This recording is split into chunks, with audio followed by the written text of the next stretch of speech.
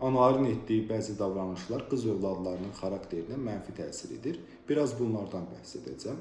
Ana gücüyə çox baxaraq, çox kökəlmişəm, iyrənc olmuşam deyirsə və qız da bunu eşidirsə, öz dəyərini yalnız görünüşlə ölçür, özünə qarşı daimi narazılıq hissi ilə böyüyür, qız uşağı bədənindən utanmağa başlayır.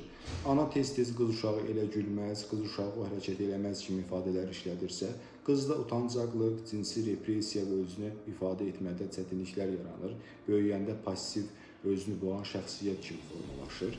Üçüncüsü, ana uşağı özü ilə müqayisə edirsə, sənin yaşında olanda mən belə idim, elə idim deyirsə, ana-qız münasibəti yerinə rəqabət və tənqid formalaşır.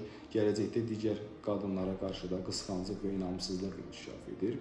Ana öz travmalarını qızına danışır, ona yükləyirsə, qadın olmaq çətindir, kişilərə heç vaxt güvənmə, atam mənə belə əziyyət verdi, nənəm mənə belə elədi kimi ifadələr işlədirsə, qızda münasibətlərə qarşı inamsızlıq yarada bilər.